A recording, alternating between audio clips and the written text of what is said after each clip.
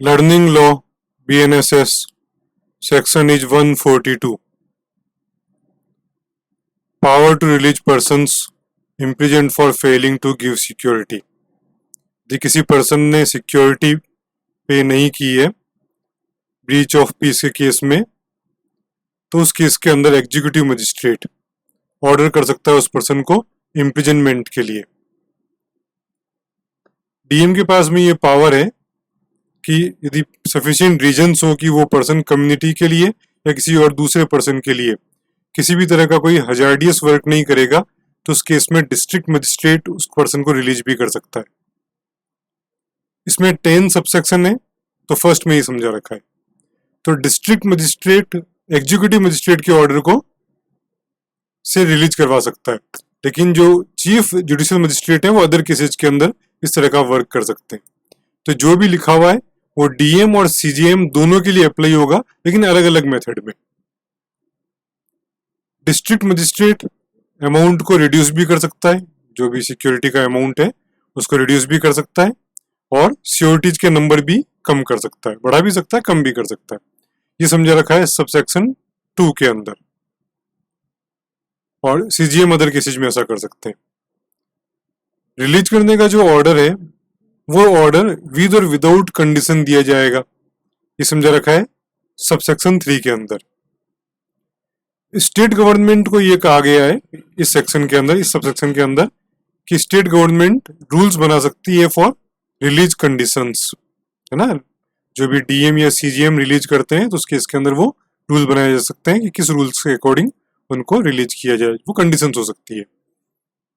यदि conditions fulfil नहीं हो, जो रिलीज ऑर्डर में लिखी हुई है वो कंडीशन फुलफिल नहीं हो, तो डीएम उस ऑर्डर को कैंसिल भी कर सकता है। ये समझा रखा है सबसेक्शन 5 में। अब रिलीज ऑर्डर यदि कैंसिल हो गया तो उस पर्सन को अरेस्ट कर लिया जाएगा, ये समझा रखा है सबसेक्शन 6 में। और उसको प्रिजन में रखा जाएगा, जेल में रखा जाएगा। कब तक? जब तक वो सिक्योरिटी पे नहीं करता, ये समझा रखा है सबसेक्शन 7 के अंदर। और सिक्योरिटी पे करने के बाद में उस पर्सन को रिलीज किया जा रहा है, ये समझाएंगे सबसेक्शन 8 में। तो जिस तरह से डीएम एक्ट करेगा उसी तरीके से सीजीएम भी अदर केसेज में एक्ट कर सकता है। लेकिन हाई कोर्ट और सेशन कोर्ट के पास में ज्यादा पावर से सभी केसेज के अंदर। यदि रीजंस अवेलेबल हो तो उस केस में बॉन्ड को ही कैंसिल किया जा सकता है कि बॉन्ड जो भरवाया गया था वही गलत है, तो समझा रखा है सबसेक्शन 9 के अंदर। ऐसे ही डिस्ट्रिक्ट मजिस्ट्रेट के पास में पावर है कि एग्जीक्यूटिव मजिस्ट्रेट ने यदि कोई बॉन्ड भरवा रखा है तो उसको रीजंस के अकॉर्डिंग कैंसिल किया जा सकता है ना, सबसेक्शन 9 के अंदर। और सीजीएम इसी बॉन्ड को कैंसिल कर सकता है अदर केसेज के अंदर, है ना, सबसेक्शन 9 में समझा रखा है। श्योरिटी भी एप्लीकेशन अप्लाई कर सकते हैं फॉर कैंसिल ऑफ बॉन्ड। जिन पर्सन के लिए उन्होंने सिक्योरिटी भरी है तो वो अप्लाई कर सकते हैं कैंसिल फॉर बॉन्ड, समझा रखा है सबसेक्शन 10 के अंदर।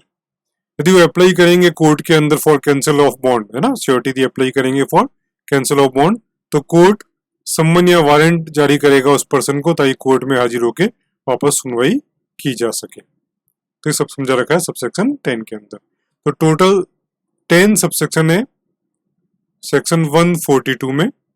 Power to release person imprisoned for failing to give security. साथ में जो फॉर्म 18 है वो दिया जाएगा जब पर्सन को रिलीज करना हो, तो फॉर्म नंबर 18 भरना होगा, जो अप्लाई होगा 141 एज वेल एज 142 के लिए। तो ये जेल अथॉरिटी को दिया जाएगा क्योंकि उसको डिटेन किया गया है, to the officer in charge of the jail, जो भी सिटी है, जिस जगह की जेल है वहां पे दिया जाएगा। अब 2 कारण हो सकते हैं उसको रिलीज करने के।